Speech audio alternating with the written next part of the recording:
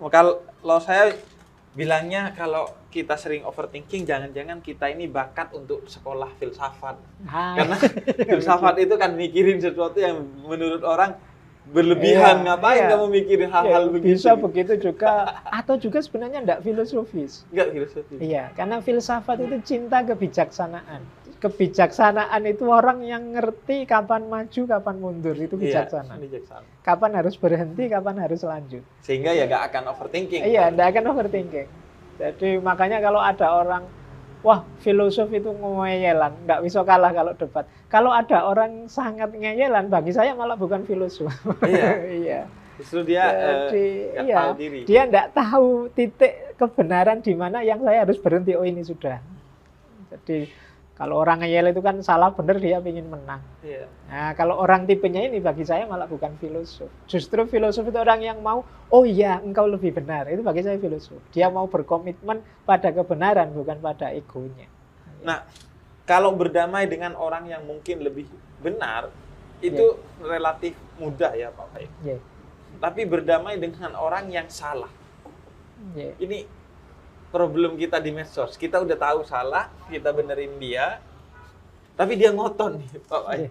Iya, jadi memang ngobrol dengan orang yang ngotot, yang cara berpikirnya pokoknya, itu ujian berat. Iya, itu sulit kita yang nggak bisa diberitahu pokoknya ini. Jadi itu titik, kalau bahasa saya ya, titik ketika kita harus kayak bahasanya Al-Quran itu, Rasulullah kan pernah juga diingatkan oleh Allah kan, innaka la tahdi man ahbabta itu. Bukan engkau yang memberi hidayah, tapi Allah. Tugas kita cukup menunjukkan menurutku yang benar ini. Menurut saya yang baik begini. Monggo dia menanggapi apa sudah sebenarnya di luar kuasa kita sudah. Makanya Nabi itu kan di beberapa kesempatan kan sering bilang, apakah sudah aku sampaikan? Itu maksudnya, ya sudah aku sampaikan, perkara nanti kamu ikut apa enggak, ya sudah di tanganmu masing-masing. Nah, jadi menurut saya ya titik bijaksananya adalah kalau dia memang gelas yang tertutup, yang enggak bisa ditambah lagi, atau pintu yang tertutup yang enggak bisa dibuka lagi, ya sudah. Yang penting sudah kita ketuk agar dia membuka pintu, bahwa ditutup terus ya monggo. Dan mungkin bukan soal kitanya, tapi lebih ke soal waktu ya Pak Faik. Mungkin suatu hari dia akan mikirin apa yang kita omongin. Kalau bahasa agama itu mungkin, ya siapa tahu Allah ngasih hidayah pada suatu saatnya. Hari. Jadi dari kita hari. Tapi cuma loading mungkin, aja. Ya pancingan buffering. Jadi jalannya kita, tapi tidak saat ini suksesnya. Mungkin kayak tadi buffering. Kayak tadi loh, orang nemu kebenaran kadang-kadang bukan dari kata-kata, tapi dari pengalaman yang dia alami. Mungkin peristiwa apa membuka mata dia. Oh iya ya. Berarti temanku dulu benar yang dikatakan begini. Mungkin akan ada itu.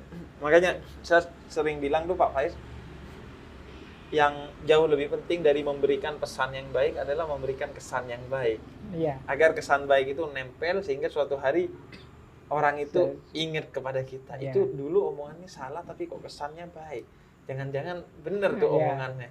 Jadi biar tidak muncul mental block yang kita terus kayak WA itu kita diblokir oleh dia. Oh ya emang kalau kesannya buruk kan, oh ya pantas emang orang salah karena memang kesannya juga buruk sehingga pesannya nggak pernah dipikirin lagi. Jadi ya itu penting untuk kita hari ini, karena hari ini kan zamannya memang bagi saya ya digital itu kan era komunikasi.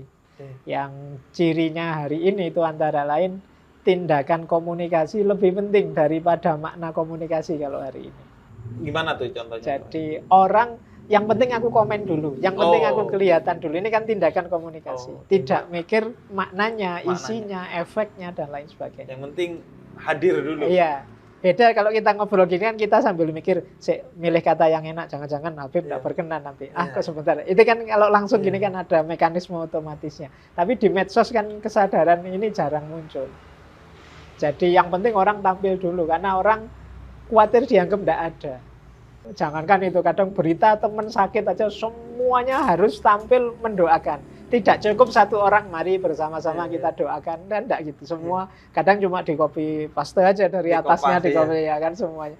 Karena dia takut kalau enggak muncul di situ jangan-jangan dianggap enggak peduli. Iya. Jadi itu saya ngerasain tuh di grup WhatsApp, kalau ada berita duka, iya. Kalau kita nggak ikut komen, padahal udah banyak. Iya.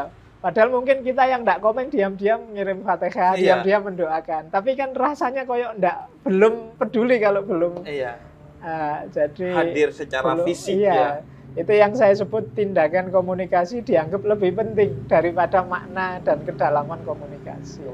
Ya itu makanya pentingnya kita mengatur segalanya, termasuk memberitahu yang baik-baik, termasuk perilaku yang untuk dicontoh, tidak sekedar isi yang kita omongkan. Itu nanti jadi memberi tuntunan, tidak sekedar memaksa dan lain sebagainya. Jadi situasi-situasi penting kita hari ini, karena generasi era ini menurut saya generasi yang tidak bisa hidup tanpa jaringan, tidak bisa hidup tanpa medsos, tidak bisa hidup tanpa HP dan lain sebagainya. Mungkin beda dengan kita.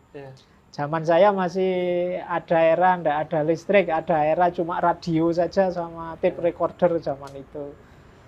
Jadi seandainya tidak ada listrik pun saya bisa membayangkan masih bisa seneng kok dengan melakukan ini itu. Tapi generasi hari ini mungkin tidak bisa sudah. Dan akhirnya jadi aneh aja melihatnya Pak Faiz ya.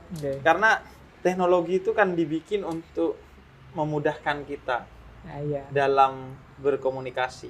Tapi justru di media sosial kesalahpahaman itu justru lebih besar dan lebih mungkin, dan pas ketemu justru hilang itu kesalahpahaman. Dan banyak paradok kayak teknologi informasi itu kan sebenarnya alat komunikasi kayak HP itu. Harusnya semakin canggih alat komunikasi, semakin kita tersambung. Tapi hari ini kan alat komunikasi semakin canggih, semakin kita terisolasi. Dunia sosial kan semakin habis. Setiap orang asik dengan gadgetnya sendiri-sendiri. Kadang-kadang kita ngobrol berdua gini, yang satu pegang HP ngadep sana, satu pegang HP ngadep sini. Jadi padahal fasilitas komunikasinya canggih, tapi kualitas komunikasinya turun drastis. Ah, itu situasi kita hari ini. Dan penting untuk refleksi kita. Iya. Jadi yang saya bilang tadi ya, kita muhasabai.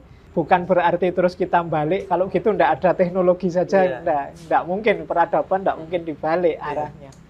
Tapi ya kita yang saya bilang tadi, kita harus sadar kapan ngegas, kapan ngerem, kapan memanfaatkan secara bijaksana. Terima kasih Pak Faiz ya. Ini